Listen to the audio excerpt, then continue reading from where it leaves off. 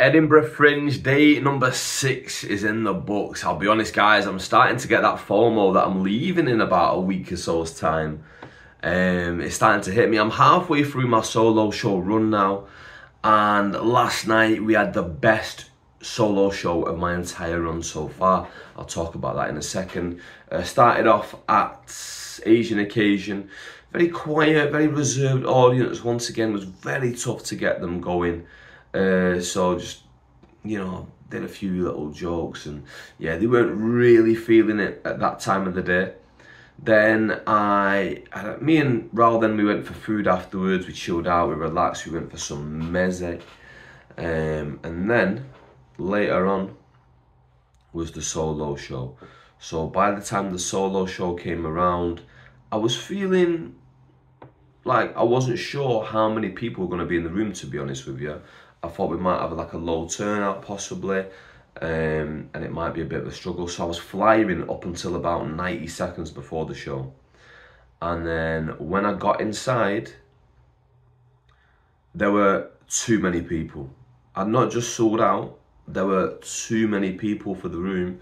And genuinely, what a feeling that was, that to have like that kind of a problem.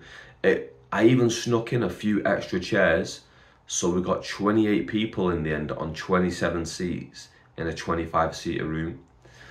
And then there were a group of 6 or 7, and then another group of 2, and then who wanted to come in. So that was more people that there was just no room for those people.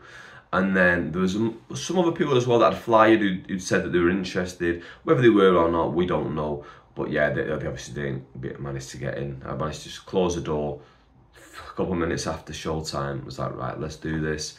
And yeah, the show itself, I thought it went well. Performance-wise, I was quite happy with it. It wasn't the most brilliant performance I've ever done, but in terms of my full show, it was one of the better performances of my full show. Everything flowed, everything was getting laughs. They were a very fair audience. They were doing massive laughs quite often and all the way through the show, which I loved. But at the same time, if they didn't find the joke as funny, it would just get a smaller laugh. So like I say, very fair audience, because sometimes you get audiences where they just laugh massive at everything and it's not a true reflection. And sometimes you get audiences like the Asian Occasion yesterday where they don't really laugh at all, but these guys are really fair. Massive laughs and carried me all the way through. Then that all translated into big bucket splits as well. The money that I got afterwards was the most money that I'd made all trip, and I hit above my break-even number, so I was in profit for yesterday, which for someone who just rocked up a week ago, registered the show about 9 days ago at this point, I think I was doing pretty well. And the flyering's going quite well. What's happening now is I'm flyering people and they're coming back like the day after and that kind of thing, so that is good, that's positive. Another comic, a Scottish comic, Ifra Qureshi, came and she started to flyer for me, and she is a much better flyer than me. She talked to a guy who's just by himself chilling on the street into the show, and what an audience member he turned out to be. So she had that ability to just do that with people that I feel like, oh, I might struggle with that, so I need to take a little leaf out of her. But yeah, solo show, absolutely brilliant. Afterwards, people were all very congratulatory and saying how much they enjoyed the show as well. So like I was saying before on a previous video, there's 4 elements to a show in my opinion. There's 4 main elements anyway. There's performance, there's audience numbers in seats, there's finance, and there's audience satisfaction. Those are the 4 sides, and I hit every single one yesterday for the first time at this festival, so I was very happy with that.